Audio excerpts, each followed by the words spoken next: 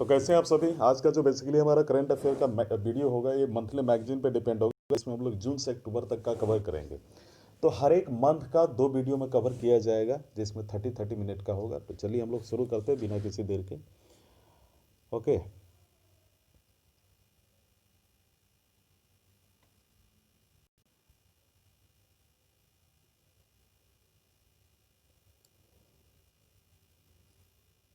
तो सबसे पहले हम लोग जो आज कवर करेंगे वो अपॉइंटमेंट को लेकर करेंगे। ठीक है। और मैं कोशिश करूंगा कि इसमें चूंकि डिटेल में अगर मैं डिस्कस करता हूं तो ये 2-2.5 घंटे का वीडियो हो जाएगा। तो कोशिश ये किया जाएगा कि इसको कम से कम वीडियो में इसको कवर सॉरी कम से कम समय में इसको कवर किया जाए। तो अपॉइंटमेंट में हम बोल सकते हैं नियुक्ति, है ना। देखिए हुआ क्या है कि रवीश कुमार को फिनलैंड में भारत के अगले राजदूत के रूप में नियुक्त किया गया है। तो विदेश मंत्रालय के पूर्व प्रवक्ता रवीश कुमार को फिनलैंड में भारत का अगला राजदूत नियुक्त किया गया है। वह 1995 बैच के भारतीय विदेश सेवा के अधिकारी हैं।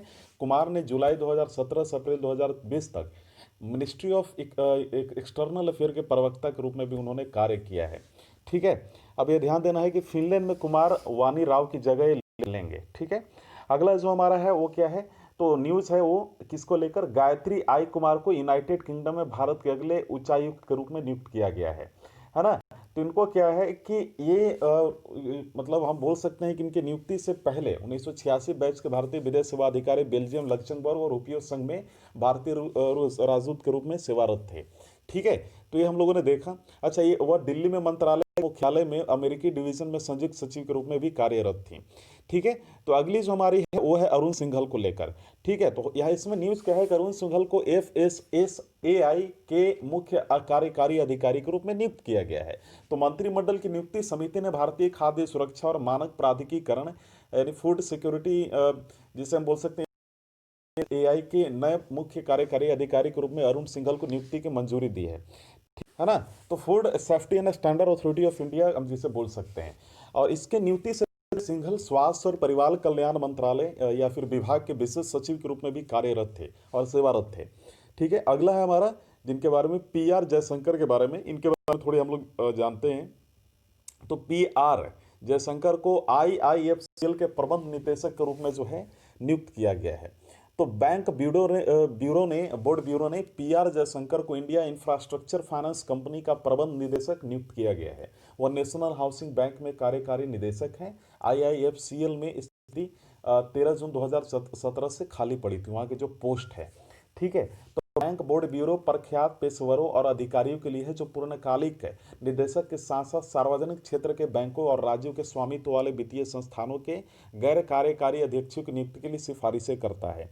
ठीक है। वहीं अगला जो हमारा है, Pradeep Kumar Tripathi assume charges as secretary of ministry of steel. ठीक है। तो प्रदीप कुमार त्रिपाठी ने इस्पात मंत्रालय में सचिव के रूप में पदभार ग्रहण किया और श्री प्रदीप कुमार त्रिपाठी ने इस्पात मंत्रालय के सचिव का पदभार संभाल लिया है। वह बिनोय कुमार को सफल करता है, जो त्रिपाठी 1987 बैच के जम्मू और कश्मीर कैडर के एक IAS अधिकारी हैं। इसके नियुक्ति से पहले श्री त्रिपाठी को कार्मिक और प्रशिक्षण मंत्रालय में हम बोल सकते हैं कि विभाग में विशेष सचिव और स्थापना अधिकारी के रूप में नियुक्त किया गया था। ये चीज़ आप थोड़ा सा ध्यान दीजिएगा। अगला हमारा जो है, Sushil Kumar Singhal appointed as high commissioner to Papua New Guinea, है ना। सुशील कुमार को सिंघल को पापुआ न्यू गिनी में उच्चायुक्त नियुक्त किया गया है। ठीक है। तो हुआ गया है कि सुशील कुमार सिंघल को भारत के स्वतंत्र राज्य पपुआ न्यू गिनी के अगले उच्चायुक्त के रूप में नियुक्त किया गया है। ठीक है। वो वर्तमान में विदेश मंत्रालय में संयुक्त सचिव के रूप में कार्यरत थे। वह विजय कुमार की जगह लेंगे, ये चीज़ का आप ध्यान दीजिएगा। उन्होंने विभिन्न क्षमताओं में तंजानिया, बेल्जियम, बांग्लादेश, हंगरी में भारतीय मिशनों में भी काम किया। अगला जो हमारा है वो किसको लेकर है, श्री CB जॉर्ज ने कुवैत में भारत के राजदूत के रूप में नियुक्त किया गया उनको। 1983 बैच के भारतीय विदेश सेवा के अधिकारी CB जॉर्ज को कुवैत में भारत का अगला राजदूत नियुक्त किया गया है। वह वर्तमान में स्विट्जरलैंड में भारत के राजदूत हैं। वह के जीवन सागर के स्थान लेंगे। और मैं आपको बता दूं कि विदेश मंत्रालय ने उन्हें 2014 में विदेश सेवा में उत्कृष्टता के लिए SK सिंह पुरस्कार से भी सम्मानित किया। अगला जो है, राहुल श्रीवास्तव अपॉइंटेड, यानी राहुल श्रीवास्तव को रोमानिया में भारत के अगले राजदूत के रूप में नियुक्त किया गया है। तो सरकार ने राहुल श्रीवास्तव को रोमानिया में भारत का नया राजदूत नियुक्त किया है। वह वर्तमान में विदेश मंत्रालय में संयुक्त सचिव के रूप में कार्यरत है। वह श्री थंगला दार्लुंग का स्थान लेंगे और 19 बोल सकते हैं कि 99 बैच के भारतीय विदेश सेवा अधिकारी 2016-18 से वेनेजुएला में राजदूत थे वो। ठीक है, ध्यान दीजिएगा। कई भारतीय फर्मों जैसे कि मान लीजिए रैनबैक्सी हो गया, गुजरात हैवी केमिकल्स हो गया, जिसको हम फुल फॉर्म में, sorry for that, short form में GHCL यानी GHCL बोलते हैं, और साथ ही साथ WIPRO जिनपैक्ट और रेमेंट्स की रोमानिया में उपस्थिति। एक चीज़ ध्यान देंगे आप कि मैं इसलिए इसको अंडरलाइन नहीं कर रहा हूँ ना कि इसको करने में समय निकल जाएगा, है ना। तो जैसे आप यहाँ पे स्क्रीन पे देख रहे हो कि 9, यानी मैं इसको डिस्कस कर रहा हूँ तो आपको मालूम चल ही गया होगा। जैसे ही आप ये पिक्चर देखोगे, इसका टेक्स्ट पढ़ोगे तो आपको मालूम चल जाएगा कि कौन से नंबर का है और किस चीज़ को लेकर ये करंट अफेयर का टॉपिक है। इस चीज़ का आप थोड़ा सा ध्यान देंगे। अच्छा, BN दत्त ने राष्ट्रीय उर्वरक लिमिटेड के अध्यक्ष एमडी के रूप में पदभार संभाला है। तो बीरेंद्रनाथ दत्त ने राष्ट्रीय उर्वरक लिमिटेड NFL के अध्यक्ष और प्रबंध निदेशक CMD के रूप में पदभार संभाला है। वर्तमान में वह अक्टूबर 2018 से निदेशक हैं, और नियुक्ति से पहले उन्होंने गेल लिमिटेड ऑफ कार्यकारी, गेल लिमिटेड में जो है कार्यकारी निदेशक यानी ED, है ना, के रूप में कार्य किया। और हम बोल सकते हैं कि 1995 में गेल में शामिल होने से पहले ONGC के साथ भी थे। अगला जो है कृष्णेंद्र मजूमदार को लेकर है। उनको बाफ्टा का अध्यक्ष नियुक्त किया गया है। अब बाफ्टा क्या है, देखिए भाई, British academy of film and television arts ने कृष्णेंद्र मजूमदार को अध्यक्ष नियुक्त किया है, जो उन्हें प्रतिष्ठित भूमिका निभाने वाले रंग के पहले व्यक्ति बनते हैं। एमी विजेता बाफ्टा नामांकित टेलीविजन निर्माता निर्देशक पिप्पा हैरिस सफल हुए, मतलब हम बोल सकते हैं। तो मजूमदार 14 वर्षों से बाफ्टा के साथ मिलकर काम कर रहे हैं। एक चीज़ आप ध्यान दीजिएगा, काम करेंगे, ठीक है। अब यहाँ पे अब देखना है कि अगला जो है, Twitter appointed ex Google CFO as new board chairman. तो ट्विटर ने गूगल के पूर्व मुख्य वित्तीय अधिकारी पैट्रिक पिसेटे को बोर्ड के नए अध्यक्ष के रूप में नियुक्त किया है। पिकेट 2017 में ट्विटर के निदेशक मंडल में शामिल हो गए, और आपको ध्यान देना है कि उन्होंने इससे पहले 2008 से 2015 तक गूगल के CFO के रूप में कार्य किया था। और ये ध्यान दीजिए, ये पिचेट ट्रूडो फाउंडेशन के बोर्ड में भी हैं। उदय कोटक ने CII अध्यक्ष का पद संभाला, है ना। ये चीज़ आप ध्यान दीजिएगा। तो अब ये क्या है, देखिए यहाँ पे क्या है कि वय वृद्ध, जिसको बोल सकते हैं बैंकर उदय कोटक ने 2020-21 के लिए भारतीय उद्योग परिसंघ के अध्यक्ष के रूप में पदभार संभाला है, यानी कॉन्फेडरेशन ऑफ इंडियन इंडस्ट्री। तो वहाँ पे इनको जो है प्रेसिडेंट के रूप में उन्होंने पदभार संभाला। वो कोटक महिंद्रा बैंक लिमिटेड के प्रबंध निदेशक और CEO हैं। श्री कोटक ने विक्रम किर्लोस्कर से पदभार संभाला, और बजाज फिनसर्व लिमिटेड के अध्यक्ष और प्रबंध निदेशक संजीव बजाज ने 2020-21 के लिए CII उपाध्यक्ष के रूप में भी पदभार संभाला है, ठीक है।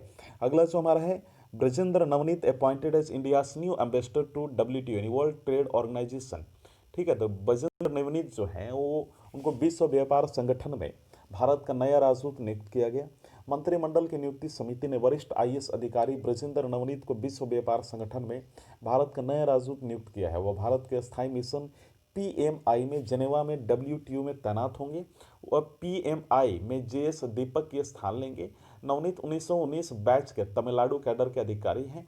इस नियुक्ति से पहले वह PMO में संयुक्त सचिव के रूप में कार्यरत थे। अनवर हुसैन सिख को WTO में स्थायी मिशन ऑफ इंडिया काउंसलर नियुक्त यानी अपॉइंट किया गया है।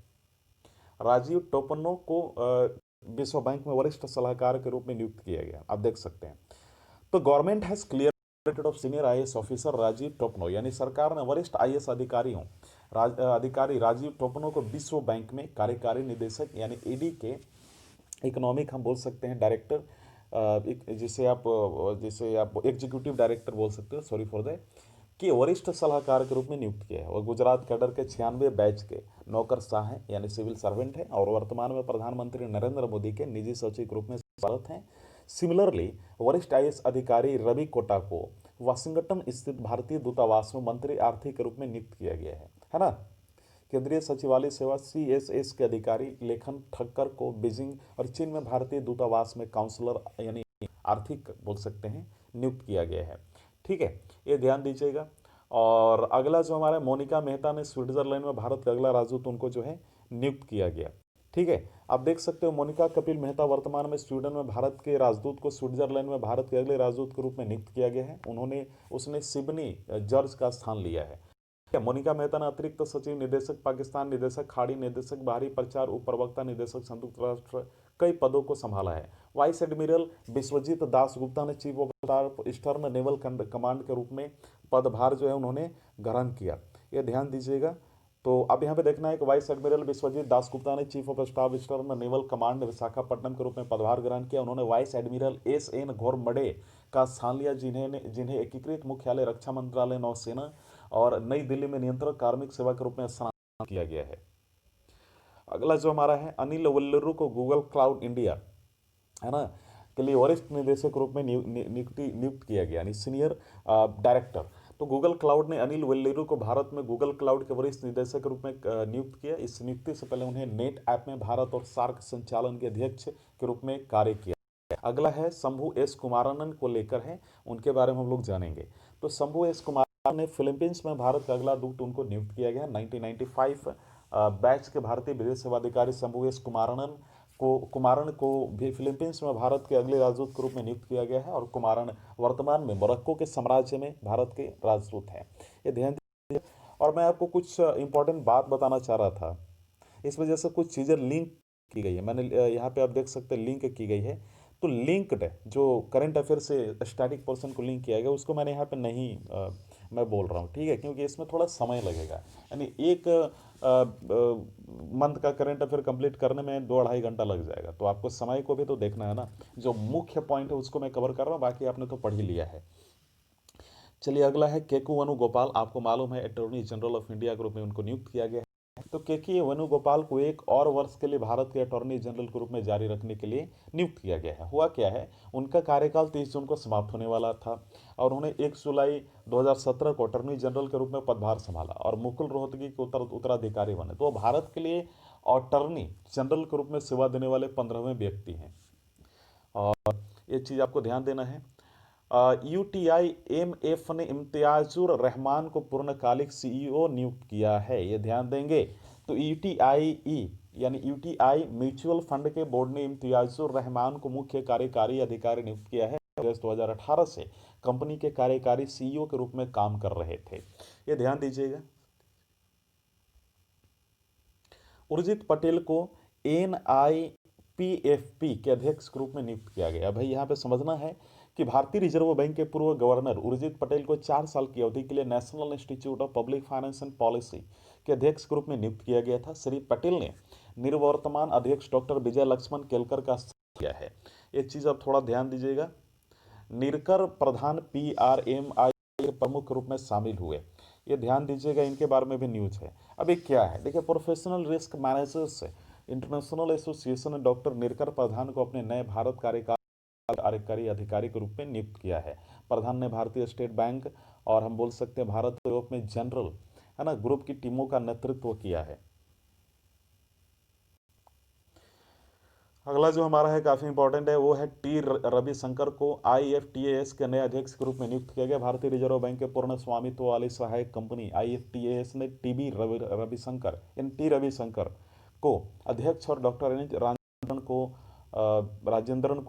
राजेंद्रन को संगठन का CEO नियुक्त किया। रविशंकर वर्तमान में कार्यकारी निदेशक भारतीय reserve bank of payment system प्रौद्योगिकी जोखिम प्रबंधन और फिनटेक के रूप में सेवा कार्यरत हैं।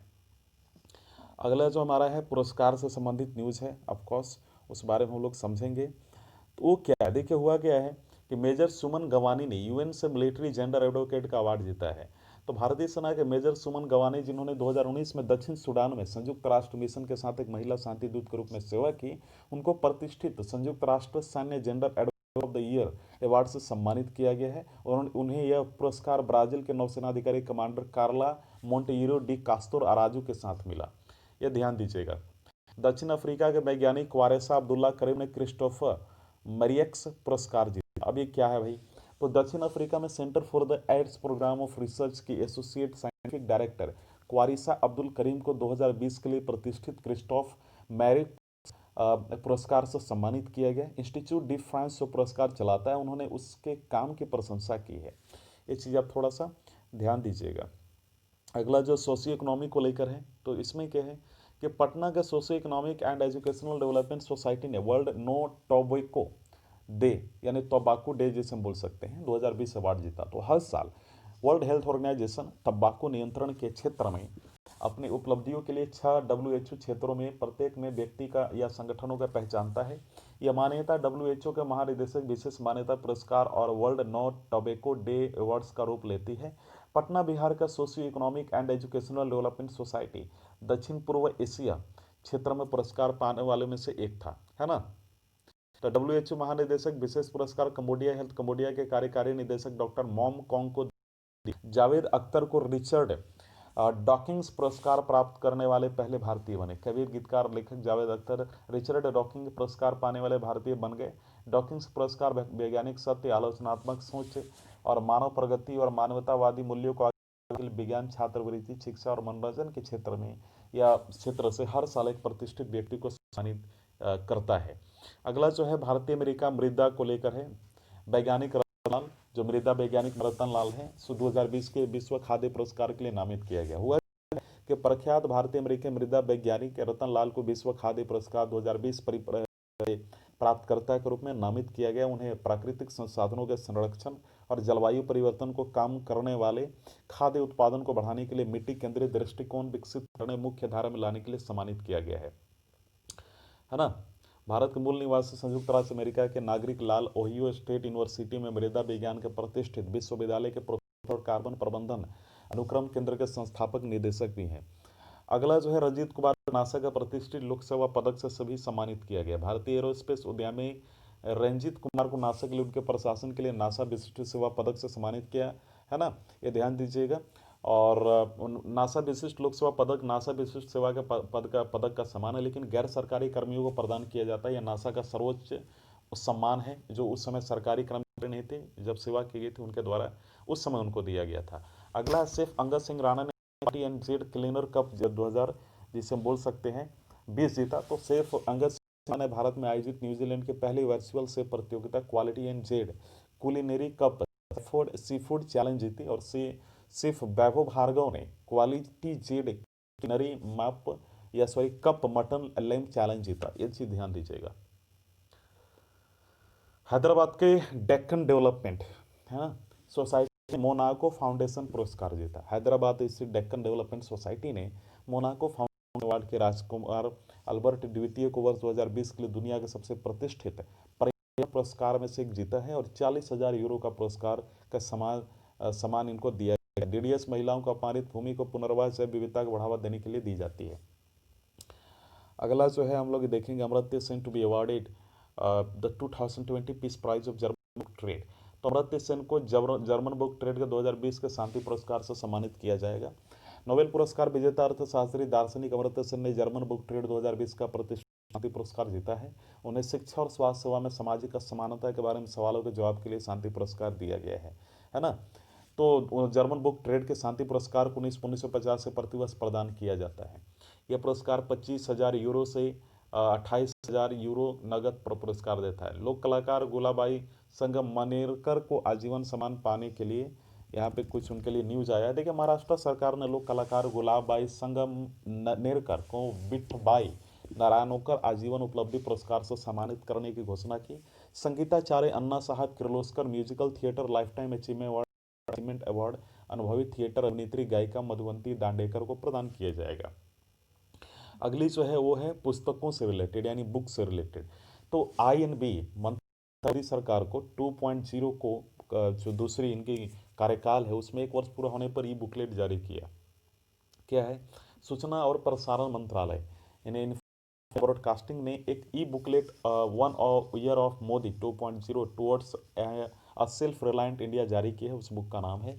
पुस्तिका में दूसरे कार्यकाल के पहले दौरान मोदी सरकार के प्रमुख उपलब्धियों पर जो है प्रकाश डाला गया है। इस चीज़ का ध्यान दीजिएगा।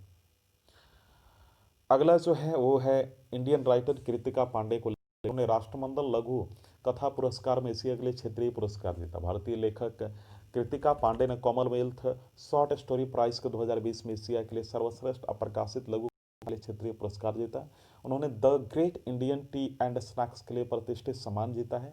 यह नफरत और पूर्वाग्रह की उम्र में प्यार के बारे में बात करता है। HRD मिनिस्ट्री लॉन्च्ड, अभी इस बारे में देखेंगे। मानव संसाधन विकास मंत्रालय ने कोविड-19 के समय सुरक्षित ऑनलाइन शिक्षा शुरू की। तो ध्यान देना है कि मानव संसाधन विकास मंत्रालय रमेश पोखरियाल निशंक ने छात्रों और शिक्षिका में शिक्षकों में जागरूकता बढ़ाने के लिए सेफ ऑनलाइन लर्निंग इन कोविड-19 के नाम से सूचना पुस्तिका लॉन्च की। इस चीज़ का ध्यान दीजिएगा। और एनसीईआरटी और यूनेस्को ने संयुक्त रूप से इस पुस्तिका को विकसित किया है। अगला जो है अमीश त्रिपाठी को लेकर है। तो अमीश त्रिपाठी ने नई बुक लॉन्च की, legend of Suhel Dev, the king who saved India. तो ये चीज़ ध्यान दीजिएगा। ये पुस्तक वेस्टलैंड प्रकाशन द्वारा प्रकाशित किया है। पुस्तक की कहानी वेस्टलैंड पब्लिकेशन है और पुस्तक की शुरुआत गजनी के आक्रमण के महमूद और पवित्र सोमनाथ मंदिर के नरसंहार से होती है। अगला है कमिटीज को लेकर न्यूज है, उसके बारे में देखेंगे। तो अर्थव्यवस्था को पुनर्जीवित करने के लिए असम सलाहकार समिति ने अपनी रिपोर्ट प्रस्तुत की है। असम के मुख्यमंत्री सर्बानंद सोनोवाल द्वारा राज्य की अर्थव्यवस्था को पुनर्जीवित करने के लिए गठित 8 सदस्यीय परामर्श समिति ने अपनी रिपोर्ट मुख्यमंत्री को पेश दी है और समिति का नेतृत्व स्वनिर्मित आईएएस अधिकारी सुभाष दास कर। इसमें ध्यान दीजिएगा, विमल जुल्का समिति ने रिपोर्ट सौंप दी है। क्या है, फिल्म मीडिया इकाइयों के तर्कसंगतकरण और स्वायत्त निकायों की समीक्षा पर एक विशेषज्ञ समितियों ने सूचना और प्रसारण मंत्रालय को अपनी रिपोर्ट सौंपी और समिति की अध्यक्षता विमल जुल्का ने की। ये ध्यान दीजिएगा। अगला जो है, केंद्र ने यानी सेंटर ने केंद्र ने एमएमआर और पोषण पर टास्क फोर्स का गठन किया। देखिए हुआ क्या है कि भारत सरकार ने मातृत्व की आयु से संबंधित मामलों की जांच करने, एमएमआर को कम करने की अनिवार्यता, पोषण स्तर में सुधार और संबंधित मुद्दों की जांच के लिए एक टास्क फोर्स का गठन किया और इसकी अध्यक्षता जया जेटली करेंगी। और दिल्ली एलजी को लेकर है, यानी दिल्ली एलजी लेफ्टिनेंट गवर्नर ने विशेषज्ञ समिति कोरोना प्रबंधन का गठन किया है ना। दिल्ली के उपराज्यपाल अनिल बैजल ने दिल्ली में कोविड-19 प्रबंधन के विभिन्न पहलुओं पर दिल्ली के आपदा प्राधिकरण डीडीएमए को सलाह देने के लिए एक विशेषज्ञ सलाहकार समिति का गठन किया है और समिति आने वाली चुनौतियों के बारे में सलाह देगी और चिकित्सा बुनियादी सुविधाओं को बढ़ाने की सुझाव देगी। अगर गवर्नमेंट कॉन्स्टिट्यूटेड, सरकार ने देश में निवेश की सुविधा के लिए सचिवों के समूह का गठन किया है। देखिए बात क्या है, मैं बता रहा हूँ। केंद्र सरकार ने देश में निवेश की सुविधा के लिए कैबिनेट सचिव की अध्यक्षता में एक अधिकार प्राप्त समूह का गठन किया है। सशक्त समूह संभावित निवेशकों की पहचान करके अर्थव्यवस्था के प्रमुख क्षेत्रों में निवेश की सहायता करेगा और यह घरेलू और विदेशी दोनों निवेशकों पर ध्यान केंद्रित करते हुए सेक्टर विशिष्ट और भूगोल विशिष्ट प्रोत्साहन पैकेजों को भी प्रोत्साहित करेगा। अब मिनिस्ट्री ऑफ होम अफेयर्स को लेकर भी नहीं हो जाए, क्या है, देखिए गृह मंत्रालय ने स्वतंत्रता सेनानियों के कल्याण के लिए एक नई समिति का पुनर्गठन किया। तो एमएचए ने स्वतंत्रता सेनानियों के कल्याण के लिए एक नई समिति का पुनर्गठन किया और समिति का नेतृत्व खुद गृह राज्य मंत्री जी किशन रेड्डी करेंगे और समिति में देश भर से 9 अन्य प्रख्यात स्वतंत्रता सेनानियों को इसके सदस्य के रूप में शामिल किया गया है। Advisory panel on insolvency and bankruptcy board of India reconstituted. Insolvency and bankruptcy board of India के सलाहकार पैनल से पुनर्गठित किया गया और दिवाला नियामक आईआईबीबीआई ने corporate solvency resolution and liquidation प्रक्रिया पर सलाहकार समिति का पुनर्गठन किया है। 13 सदस्यों वाली समिति का नेतृत्व उदय कोटक, कार्यकारी उपाध्यक्ष और प्रबंध निदेशक कोटक महिंद्रा करेगा। ये चीज़ आप थोड़ा सा ध्यान दीजिएगा। NITI Aayog formed the panel to develop job platform for migrant laborers। तो national institute for transforming India ने जॉब प्लेटफॉर्म विकसित करने के लिए उच्च स्तरीय समिति का गठन किया है। पैनल का नेतृत्व नीति आयोग के सीईओ अमिताभ कांत कर रहे हैं। इसमें गूगल, माइक्रोसॉफ्ट और टेक महिंद्रा जैसे प्रौद्योगिकी कंपनियों के शीर्ष अधिकारी शामिल हैं। अगला है डेथ, ठीक है, इसको लेकर हम लोग जानेंगे। तो छत्तीसगढ़ के पहले सीएम अजीत जोगी का निधन हुआ है। छत्तीसगढ़ के पहले मुख्यमंत्री का 74 वर्ष की आयु में निधन हो गया। उन्होंने नवंबर 2000 से नवंबर 2003 तक पहली कांग्रेस सरकार को नियुक्त किया। उन्हें 2016 में कांग्रेस के साथ भाग लिया, जनता कांग्रेस छत्तीसगढ़ जे का गठन किया। तो ये सारा ध्यान दीजिएगा। लेकिन ये पहले आईपीएस भी रह चुके हैं, आईएएस भी रह चुके हैं और इंदौर जिला के मध्य कलेक्टर भी रह चुके हैं 1981 के बीच में। अगला है, इस बारे में देखना, पूर्व ओलंपिक स्प्रिंट चैंपियन बॉबी मोरो का निधन हो गया है। ओलंपिक स्प्रिंट यानी किवंदती बॉबी मोरो का 84 वर्ष की आयु में निधन हो गया। मेलबर्न में 1956 के ओलंपिक खेलों में एरिक 3 स्वर्ण पदक जीते थे और मेलबर्न में हम बोल सकते हैं कि मोरो ने 100 मीटर, 200 मीटर और 4x100 मीटर रिले जीते। स्प्रिंट ट्रेवलर के करने के लिए साथी जैसा ओवेंस 1936 के बाद पहले व्यक्ति बन गए और 1984 और उसेन बोल्ट 2012 और 16 एक ही खेलों में 3 स्प्रिंट खिताब जीतने वाले एकमात्र अन्य पुरुष हैं। ये ध्यान दीजिएगा। और उन्हें 1956 में स्पोर्ट्स इलस्ट्रेटेड कि sports man of the year नामित किया गया था। अपने करियर के दौरान 11 अनुसमर्थित विश्व रिकॉर्ड स्थापित इन्होंने किए थे। अब अगला देखना हमें कि वेटरन यानी दिग्गज फिल्म निर्माता बासु चटर्जी का निधन हो गया है। देखिए हुआ क्या है कि वयोवृद्ध फिल्मकार बासु चटर्जी जो अपनी आत्मीय सिनेमा के लिए जाने जाते हैं, उनका 93 वर्ष की आयु में निधन हो गया। उन्होंने कुछ प्रसिद्ध कृतियां हमसे प्यार, चिच्चो, रजनीगंधा, पिया के घर, खट्टा मीठा, वेटन वेटन में, स्वामी अपना पराये और शौकीन है, इस प्रकार के कुछ फिल्में दी हैं। हॉल ऑफ फेमर यानी hall of famer bullets icon वेस अनसेल्ड का निधन हो गया है। वेस अनसेल्ड कर्मकार हॉल ऑफ फेम केंद्र, जिसने वाशिंगटन को केवल एनबीए चैंपियनशिप के लिए नेतृत्व किया और लीग इतिहास में 50 महानतम खिलाड़ियों में चुना गया। 74 वर्ष की आयु में इनका निधन हो गया है। ये ध्यान दीजिएगा आप लोग। भारत के पूर्व फुटबॉलर हमजा कोया का भी निधन हुआ है। तो फॉर्मर इंडियन फुटबॉलर हमजा कोया पास्ट अवे। पूर्व भारतीय फुटबॉलर हमजा कोया की केरल में कोविड-19 से मृत्यु हो गई। वो एक पूरे फुटबॉल खिलाड़ी थे जिन्होंने 1981 से 86 तक संतोष ट्रॉफी में महाराष्ट्र का प्रतिनिधित्व किया। 2 बार भारतीय फुटबॉल शिविर के लिए चुना गया था। उन्होंने टेहरी ट्रॉफी में भारतीय टीम के सदस्य के रूप में कार्य भी किया है। पूर्व विश्व जिम्नास्टिक चैंपियन कर्ट थॉमस का भी निधन हो चुका है।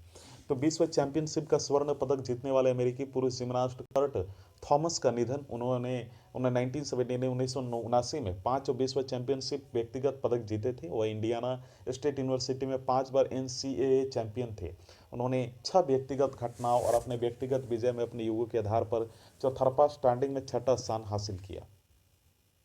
और वह 1979 में जेम्स ए सुलिवन पुरस्कार के विजेता भी थे। और 1979 में निशान पुरस्कार भी उन्होंने जीता था। उन्होंने 1985 में फिल्म चिमकाटा में एक अमेरिकी जिम्नास्ट की भूमिका भी निभाई थी। बुरुंडी के इनकम्बेंट प्रेसिडेंट पियरे कुरिंजिंजा का या जीजा का बोल सकते हैं, उनका निधन हो गया है। बुरुंडी गणराज्य के राष्ट्रपति पियरे नकुरुनजीजा का निधन हो गया। वह अपने उपदेश और फुटबॉल के प्यार के लिए जाने जाते थे। शांति निर्माण के प्रयासों के लिए उन्हें 7 अंतर्राष्ट्रीय पुरस्कार मिले। उन्होंने अगस्त 2005 से जून 2020 तक अपनी मृत्यु के लगभग 15 वर्षों तक बुरुंडी के 9वें राष्ट्रपति के रूप में कार्य किया और राष्ट्र के इतिहास में लंबे समय तक अध्यक्ष रहे, है ना। बुरुंडी ग्रेट ऑफ रिफ्ट घाटी में एक लैंडलॉक्ड देश है जहां अफ्रीकी ग्रेट लेक्स क्षेत्र और पूर्व अमेरिका अभिसरण करते हैं। यूरोपीय कप विजेता टोनी ड्यून का भी निधन हुआ है। अभी कौन है भाई, देखिए मैनचेस्टर यूनाइटेड के यूरोपीय कप विजेता डिफेंडर टोनी ड्यून का निधन हो गया। वह मैनचेस्टर यूनाइटेड क्लब के लिए 535 मैचों में दिखाई दिए थे। उन्होंने 1963 में FA कप और 1968 में यूरोपीय जीता था। वह 1965 और 67 में मैट बुस्बी के खिताब जीतने वाले दस्तों का हिस्सा थे। उन्हें 1962 और 75 के बीच आयरलैंड गणराज्य के लिए कैप्स के साथ 33 बार सम्मानित किया गया था। 1969 में वे Irish footballer of the year नामित किया गया था उनको। हालांकि 1982 और 1983 में नॉर्वेजियन क्लब स्टिंगर FK के प्रबंधक के रूप में भी उन्होंने कार्य किया था। बॉलीवुड अभिनेता सुशांत सिंह राजपूत का भी निधन हो गया है। बॉलीवुड अभिनेता सुशांत सिंह राजपूत का निधन 34 वर्ष की आयु में हो गया। अभिनेता को Chhichhore, MS Dhoni, the untold story, detective Byomkesh Bakshi जैसे फिल्मों में उनके काम के लिए जाना जाता है और उन्होंने लोकप्रिय टीवी शो पवित्र रिश्ता में मुख्य भूमिका के साथ अभिनय किया था।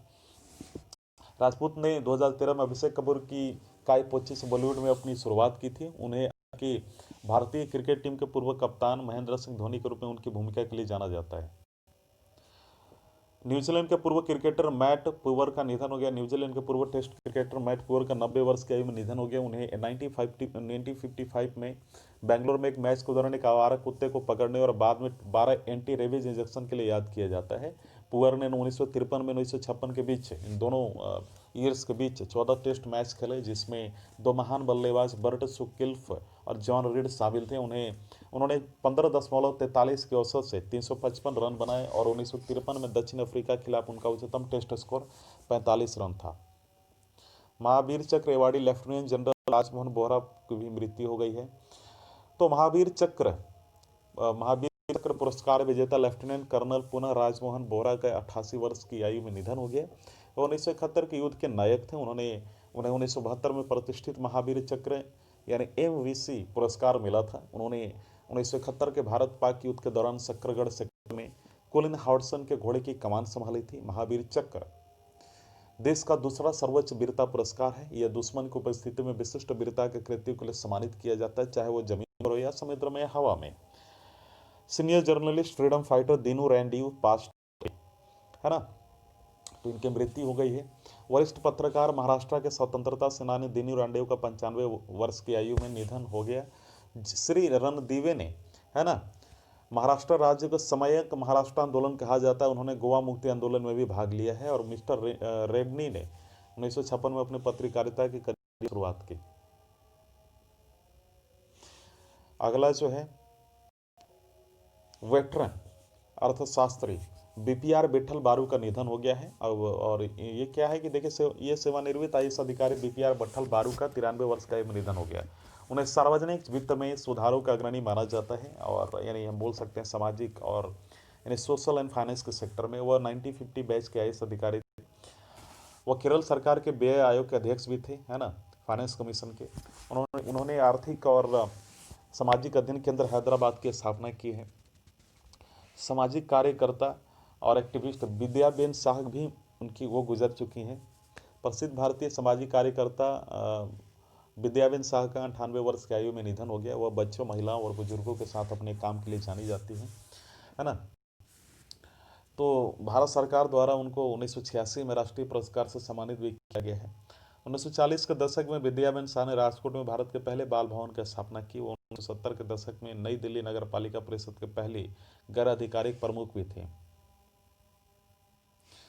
अगला जो है घरेलू क्रिकेट के दिग्गज खिलाड़ी राजेंद्र गोयल का निधन हुआ। बाएं हाथ के पूर्व दिग्गज स्पिनर राजेंद्र गोयल का 77 वर्ष की आयु में निधन हो गया है ना। उनके पास सबसे ज़्यादा 637 स्कैल्पर्स का रणजी ट्रॉफी विकेट लेने का रिकॉर्ड है। गोयल 750 प्रथम श्रेणी विकेटों के साथ संपन्न हुए। गोयल कभी भी भारतीय टीम में सेंध लगाने में कामयाब नहीं हुए। भारतीय क्रिकेट में उनकी सेवा के लिए उन्हें बीसीसीआई से 2017 में C K Naidu lifetime achievement award मिला। और राजेंद्र गोयल बीसीसीआई के राष्ट्रीय जूनियर चयन समिति के अध्यक्ष और हरियाणा चयन समिति के अध्यक्ष के रूप में भी कार्य कर चुके हैं। भारत के पूर्व निशानेबाज जो हैं पूर्णिमा जाने का निधन हो चुका है। भारत के पूर्व निशानेबाज पूर्णिमा जाने का 42 वर्ष का निधन हो गया। जाने माने जो बोल सकते हैं पिछले 2 सालों में कैंसर से पीड़ित थे। वह एक अंतर्राष्ट्रीय शूटिंग स्पोर्ट फेडरेशन लाइसेंस प्राप्त कोच थी। जाने ने कई हम बोल सकते हैं ISSF विश्व कप, एशियाई चैंपियनशिप, राष्ट्रमंडल चैंपियनशिप सहित अन्य भारत का प्रतिनिधित्व किया। जना ने 10 मीटर एयर राइफल स्पर्धा में राष्ट्रीय रिकॉर्ड धारक थी। उन्हें महाराष्ट्र सरकार द्वारा शिव छत्रपति खेल पुरस्कार से सम्मानित किया गया था। बैटमैन जो मूवी है उसके निर्देशक जोएल शुमाकर का भी निधन हो गया। फिल्म निर्देशक जोएल शुमाकर का 80 वर्ष का आयु में निधन हो गया। उन्हें सेंट जैसी निर्देशित फिल्मों का श्रेय दिया जाता है, Elmo the fire, the last boys और फॉलिंग डाउन, साथ ही साथ 2 बैटमैन फिल्में। तो Camerimage the international film festival of the art of cinematography को शुमाकर का 2010 में एक विशेष पुरस्कार से सम्मानित किया गया। उन्होंने 2011 में कॉस्ट्यूम डिजाइनर्स गिल्ड अवार्ड्स में विशिष्ट सहयोगी पुरस्कार भी प्राप्त किया। तो ये सारी चीज़ें हैं। अगला जो हमारा है बीर चरवाड़ी SKN लीडर परवेज जमदास जी का निधन भी हो गया है। 1971 भारत पाकिस्तान युद्ध के दौरान वीर चक्र से नवाजे गए स्क्वाड्रन लीडर परवेज जम्स जी का निधन हुआ। उन्हें 1965 में कमीशन दिया गया और 1985 में सेवानिवृत्त कर दिया गया। भारत पाकिस्तान युद्ध के दौरान फ्लाइट लेफ्टिनेंट परवेज रुस्तम जमशी एक हेलीकॉप्टर यूनिट में सेवारत थे, जहाँ उनके हेलीकॉप्टर पर 2 बार मशीन गन से और 2 बार मोटर से हमला किया गया था। तो ये सारी चीज़ें थी। तो मुझे उम्मीद है कि वीडियो लेक्चर आपको पसंद आएगा। वीडियो देखने के लिए धन्यवाद। बाकी का जो हम लोग है कल कवर करेंगे। धन्यवाद।